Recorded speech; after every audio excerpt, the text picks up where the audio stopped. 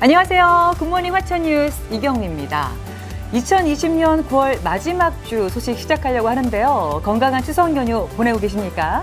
9월 마지막 주 소식 시작합니다. 화천 지역 상품권이 할인 판매를 시작한 뒤 7억 원 이상 팔렸습니다.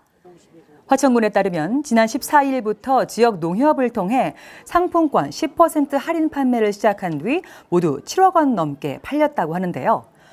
올해 화천군 지역 상품권 판매액은 97억 원으로 지난해 상품권 판매액 19억 원에 비해 크게 증가한 것입니다.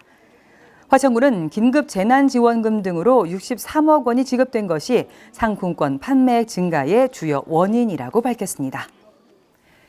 화천 지역 상품권 일상생활에서도 유용하게 잘 활용하고 계시죠?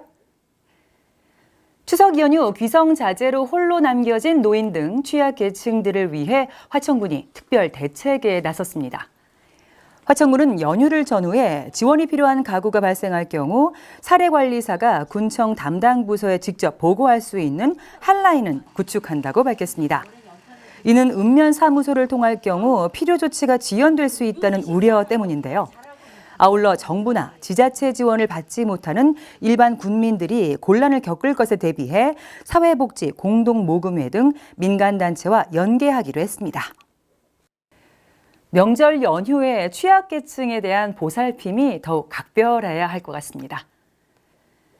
추석 연휴 기간 학교 급식 중단으로 인해 결식이 우려되는 아동을 위한 급식 지원이 이루어집니다. 화천군은 10월 2일까지 이어지는 추석 연휴 기간 학교 급식 공백으로 결식이 우려되는 아동 150명에 대해 도시락과 일반 음식점 이용 티켓을 지원하는데요. 도시락은 화천 지역 자활센터 행복도시락이 가정으로 배달되고 식권은 추석 연휴 이전에 해당 아동에게 전달된다고 합니다. 티켓과 행복도시락, 반가운 소식인데요. 화천군이 추석 연휴 기간 쓰레기 수거 계획을 수립해 시행합니다. 연휴 첫날인 9월 30일은 화천군 전역에서 쓰레기 수거가 정상적으로 2회 이루어집니다. 그러나 추석날인 10월 1일은 수거가 진행되지 않습니다. 10월 2일은 화천군 전 지역에서 1회 수거가, 3일은 화천읍과 상서면 지역에서 1회, 4일에는 화천읍과 사내면, 상서면 지역에서 1회 수거가 각각 이어질 예정입니다. 지역별로 쓰레기 수거 횟수가 좀 다르죠. 10월 1일은 쓰레기 수거가 안 된다는 것도 기억하시면 좋겠습니다. 화천군이 지역 농산물의 상품성을 높이기 위해 산지 유통 저장 시설을 추가 지원한다고 밝혔습니다. 이를 위해 10월부터 12월까지 화천 지역 경작지 경영 규모가 3,000제곱미터 이상인 경영체 등록 농가에 대해 소규모 농산물 저온 저장고 15동의 설치를 지원합니다.